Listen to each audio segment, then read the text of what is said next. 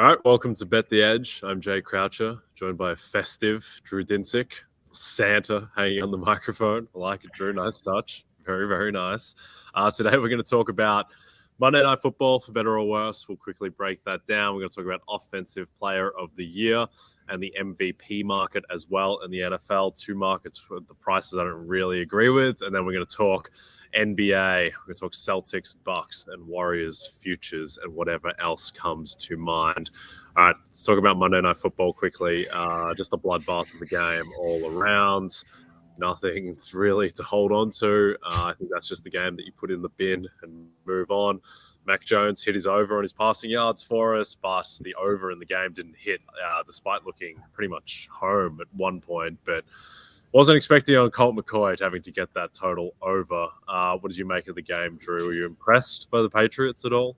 No, that was awful. They were the scoop and score away from, just like literally being on the ropes with their season on the line against Colt McCoy. In general, any enthusiasm you had for the Cardinals went right in the tank as soon as Kyler Murray was injured, because the narrative and really the case for why the Cardinals offense could overachieve was because running quarterbacks tend to give Belichick defenses trouble. And as soon as that was no longer on the table, it was, Colt McCoy as a sitting duck. They upped the pressure and Judon with a sack and a half. Don't think I didn't notice that. The scoop and score was sort of obviously the key play that was the difference in the game. It looked like Cardinals were going to get that game tying turnover as well, but clearly the point of the ball hit the ground before it was recovered. So it was not a turnover. And Patriots, nice long drive to put the game on ice. Still did not love anything that I saw from the Patriots in terms of offensive scheme. Mac Jones still is sort of the voice in the only voice of reason that I see on the field for the Patriots. Like, why are we doing this? Why is this the plan? I agree with him. I don't understand it. And realistically, it feels like now that they're down to the third and fourth string running backs with this team, it's even more confusing why they don't open up the playbook a little bit for Mac Jones. They've made all of these investments in the wide receiver and the tight end position. You're playing a team that is a literal tight end funnel, and you wait until the second half to even try to get Hunter Henry involved in the first kind of meaningful play you drop from. He takes it 50 yards. It was very, very, very strange that the Patriots couldn't find anything more consistent offensively in that game. And I agree with you. I thought over was the right side in hindsight, even though we sit at 40 points and it went under. It's going to be a forgettable one. Yeah, not great. I think with the Patriots, regardless of what you think of them, they're 7-6 now. Their schedule is brutal to close. They pick at the Raiders, who are coming off the extended break. Then they're home to Cincinnati. They'll be underdogs in that game, clearly. Then they're home to Miami, which is probably around pick as well, I would think.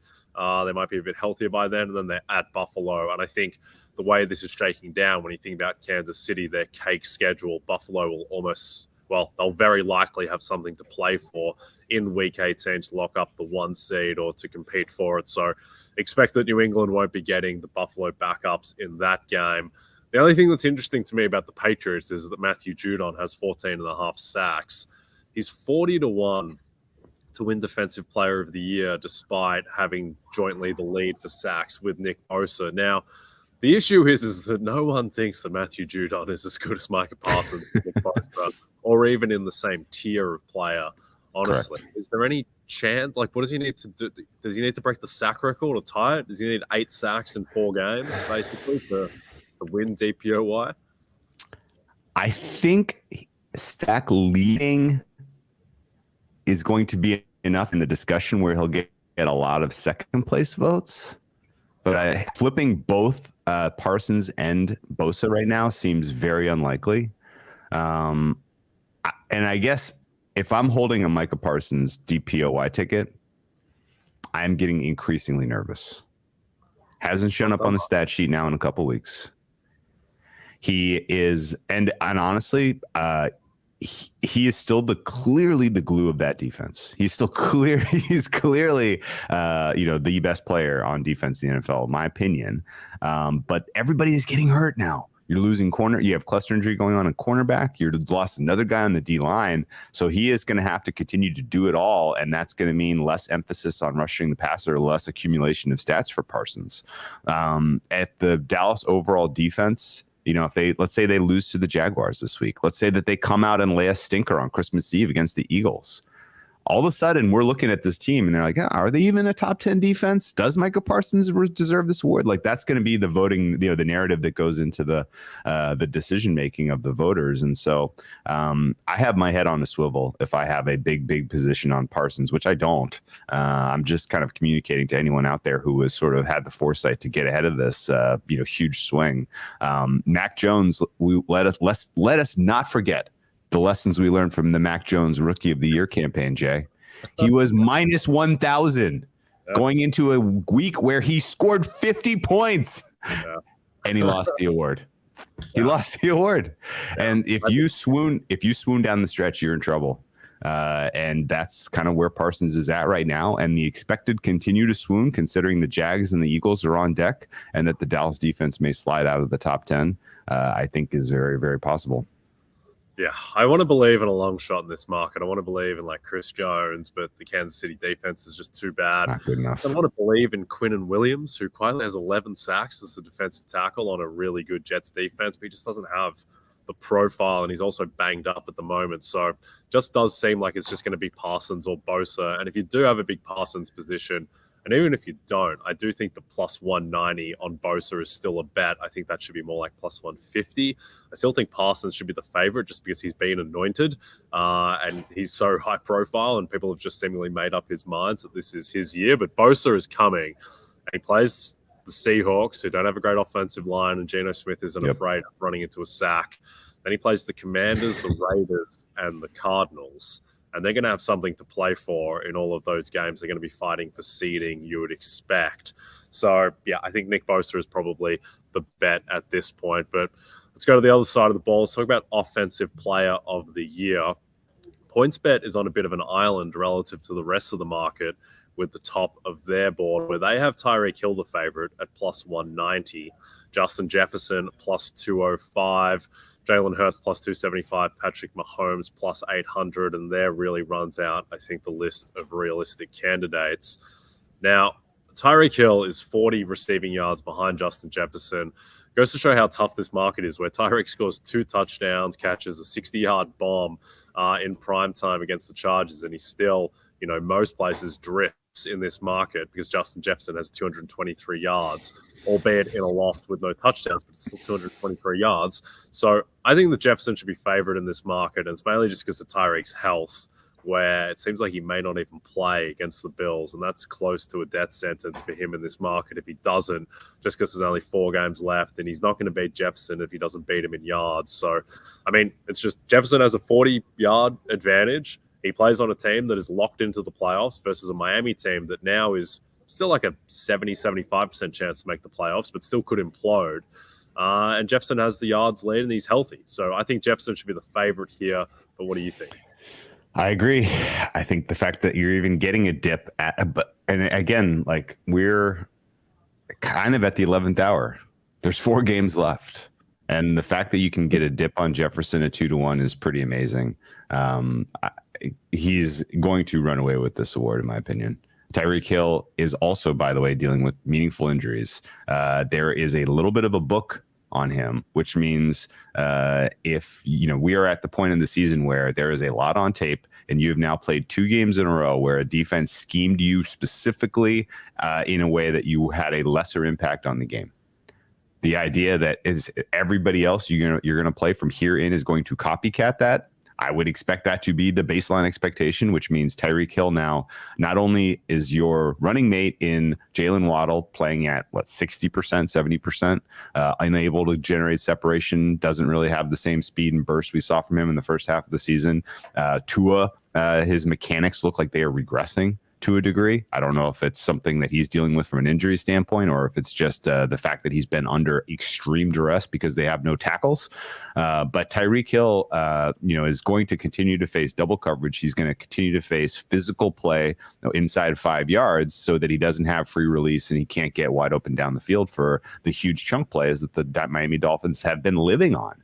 I think Hill falls well behind Jefferson in terms of yards as we come down the home stretch here, just based on the fact that teams can defend him that way. There really is no way to match up with Jefferson. And I think, the softer schedule for the Vikings, in general, like the Dolphins got to go outdoors this week in primetime against Buffalo.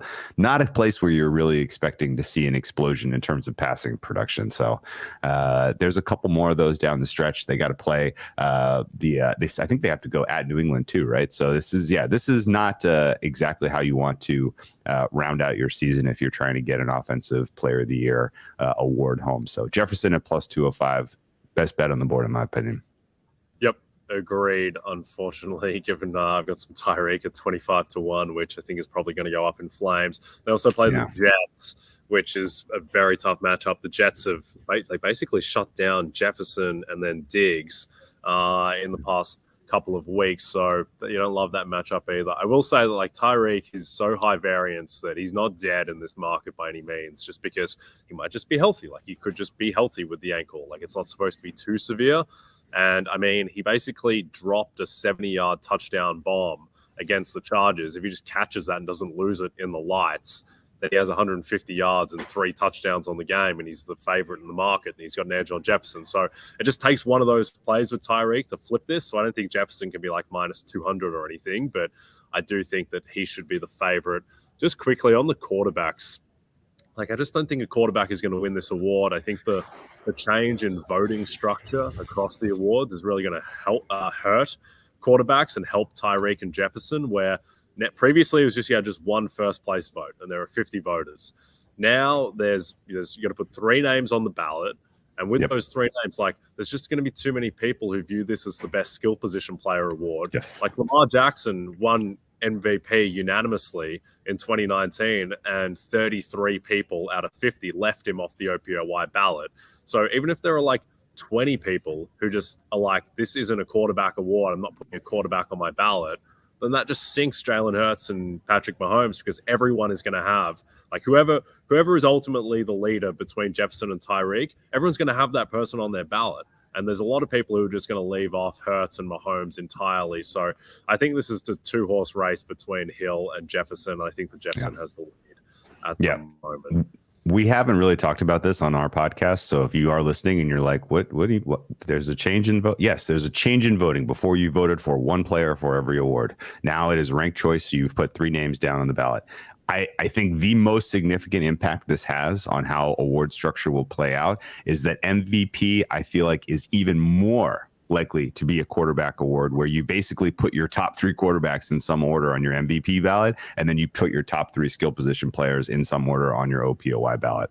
And realistically, if it doesn't play out that way, and Jalen Hurts is even in consideration for this when they count the awards, then I will eat my words. But I think realistically, this kind of bifurcates how we award, MVP and skill position players going forward in the NFL, at least for the time being. So I think almost everyone will put Mahomes and Hurts in some order in 1, 2 on, and then your third quarterback of choice, Josh Allen, Joe Burrow, whoever. And then you're going to see Justin Jefferson, Tyreek Hill, and probably a running back, maybe Derrick Henry, maybe Josh Jacobs on all of the OPOY ballots. Yep, agreed there. All right, before we talk about MVP, download the RotoWorld app to receive breaking player news all season long. Stay ahead of the competition by favoriting players on your roster. Get the latest injury updates, player news, and much more delivered right to your phone. It's available in the App Store today. Just quickly before we jump into MVP, on the voting structure, I think the 2 big things that come out of that, well, specifically for this year, I think, Tyreek and Justin Jefferson, they're the big winners because they create separation in OPOY because of what you mentioned. And then I think the other big winner is Sauce Gardner, because every single person is going to have him top 2 on their ballot. He just has the profile. There's been a late push for Aiden Hutchinson, and some people might have Aiden Hutchinson first on their ballot. That might happen. I think even that is probably a stretch, but there are going to be a lot of people who have Tariq Woolen over Aiden Hutchinson and are like, you were on a tape, you sucked for 2 months. Like, you didn't do anything. They're either third on the ballot or you're off ballot entirely. Whereas every single person is going to have Sauce second if they don't have him first. And a lot of people, I think, are going to have Hutchinson third. And with this new structure, I mean, I think Sauce is just going to win regardless because he's arguably the best cornerback in the league.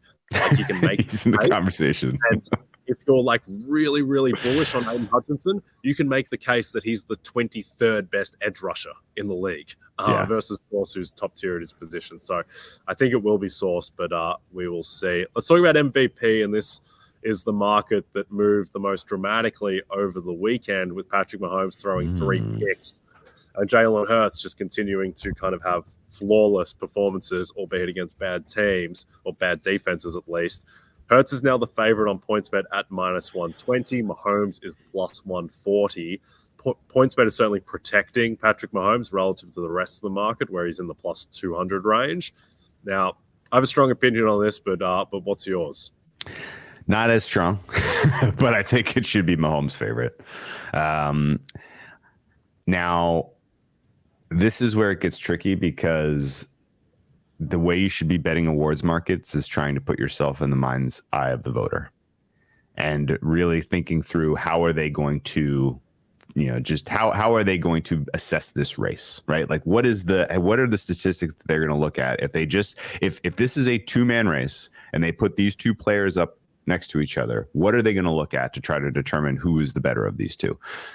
Right now, the only statistical categories where Hurts is the better performer is quarterback wins. And there has been sort of a trend away from QB wins being sort of the driver of the MVP award market in the last, say, 5 years. In fact, there are a lot of people who are kind of on the fringes of the, kind of the journalistic community who votes on this award who probably are like, oh, that's a bad word, QB wins. Giving any kind of credit to the quarterback for a team win is not cool anymore.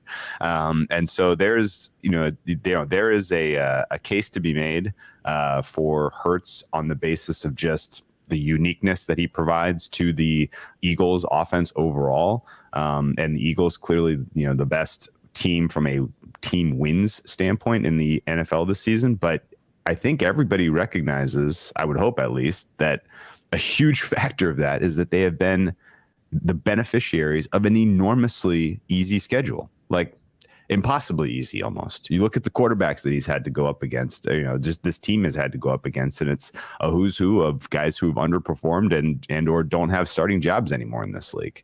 And I think the fact that the Eagles have kind of been able to maintain focus and kind of differentiate their offense week in, week out based on their opponent's, defensive weaknesses, that's more of a, credit to their coaching staff than it is to Hurts' particular ability to perform here.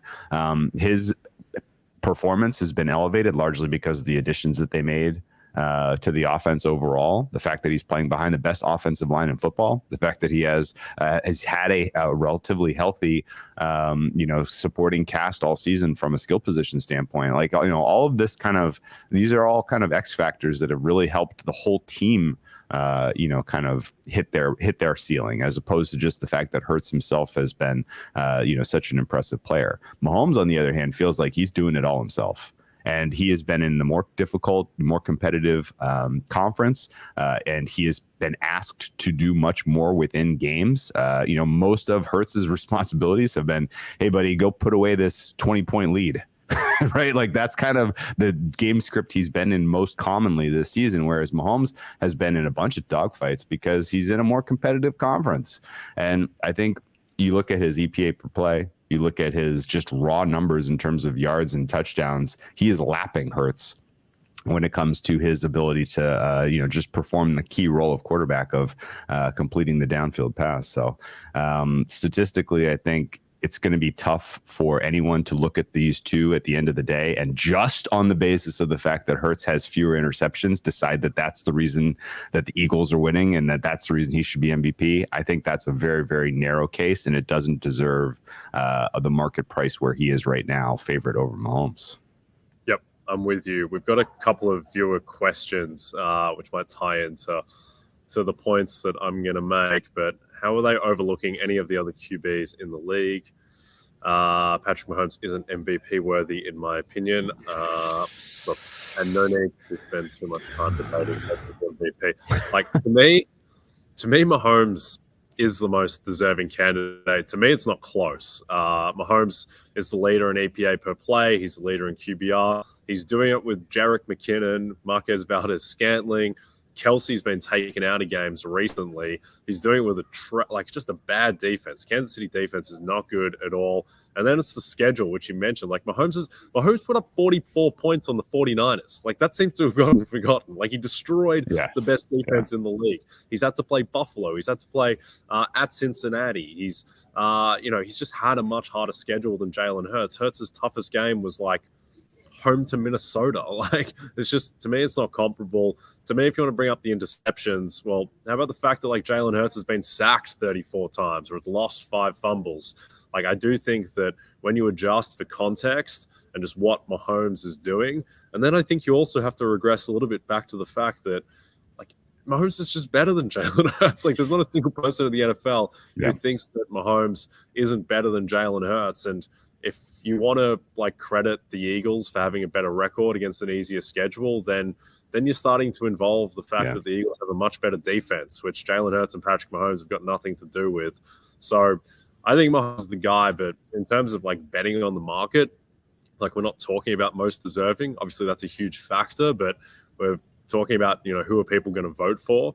And I still think the people at this point, I think if the vote was held today, I think it would be a coin toss. Because I do think that Hurts, with the 2 fewer losses, with vastly fewer interceptions, that is what voters tend to skew to.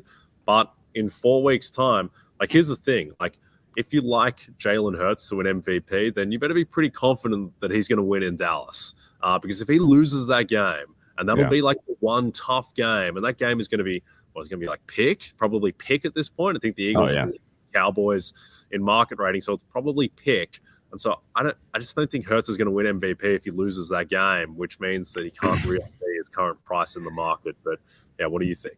If you like Hurts, if you like the Eagles to win that game, just bet that game. Don't bet Hurts minus 120 MVP. That's insane. In fact, Dallas is probably going to go off as favorites. I realistically, I would be surprised if the Eagles go. I mean, Dallas is going to continue to have to accrue injuries in order to be dogs in that game, I think.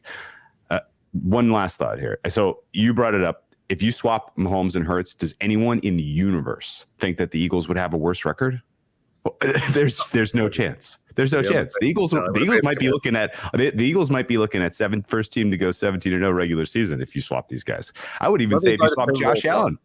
Yeah, if you swap Josh Allen and Hurts, the Eagles are probably undefeated. Like, I just don't think that people can kind of get to the place that Hurts is currently the best best player.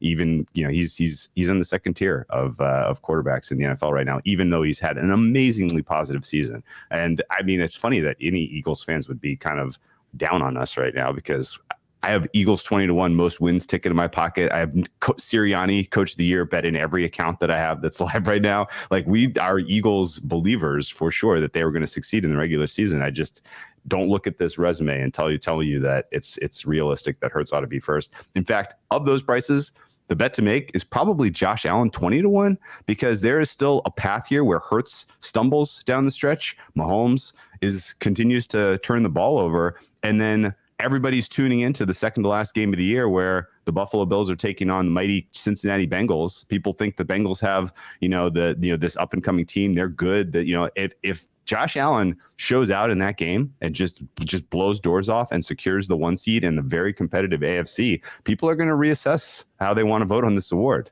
And I think, yes, he's still statistically behind Mahomes in a lot of categories, but he can still close that gap just based on a couple of big games here. So I definitely would not lay minus 120 with Hurts. And if you can find 2-1 on Mahomes, I would support that case. And I think 20-1 on Allen is a fair play as well. Yep. And Allen's schedule, he plays a Miami defense, which isn't super imposing. It's fine. Then at the Bears, at the Bengals, which is, I think, good for Allen that he has, and that's in prime time on a Monday night. Like when you're the underdog, you want high variance, you want these high leverage games, and that's what he's going to have against Cincinnati. And then he plays a Patriots team and a defense that, I mean, is fine and above average, but also got completely lit up by the Vikings, and Allen moved the ball okay against them a week ago. So, yeah, I mean, Allen is definitely behind, but he can still win because they're, big favorites for the 1 seed. So, yeah, people have kind of written off Josh Allen, and look, he hasn't been playing well, but I think a lot of that is because of the elbow, which seems like it's getting better. He also played the Jets, who are a fantastic secondary, in the snow. So I do think that Allen probably has been dismissed a little bit too early. So I would make the market right now probably like Mahomes and Hurts, both plus 110, plus 115, just tied, because I do think there will be a lot of sentiment for Hurts. And then I think Allen is probably the rest, and then Joe Burrow is an outside chance as well, but pretty difficult to see Joe Burrow's path, specifically over Mahomes, because that's the guy he's going to be compared to in terms of his stats. All right, that was fun. Go Chiefs. Just a reminder, if you don't have the NBC Sports Predictor app, go download it now. The contests are free and easy to play, and you have a shot to win thousands this weekend by predicting what will happen during the college football bowl season and in the NFL, including $100,000 up for grabs by guessing the outcome between the Giants and Commanders in our Sunday Night 7 contest. All right, let's move away from the football. Let's talk a little association. Warriors, Bucks, Celtics, Lakers. That's what's on tap. In terms of some futures markets, Drew, let's look at the title market right now. The Celtics are plus 340, coming off a couple of bad losses against the Warriors and getting blown out by the Clippers last night. The Bucks are plus 500, Warriors plus 750.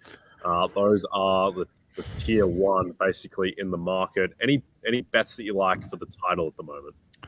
Well, since the Philly fans showed up, I should tell them that I think the Sixers are of value right now. I think Joel MVP is MVP'd is a value right now in the market, and I think I bet the Sixers tonight against the Kangs laid the 5. I think that should be a 6.5 point spread. Celtics ultimately will win, I think. But as currently constituted price-wise, the Celtics look like they're about to go to schedule hell between now and Christmas.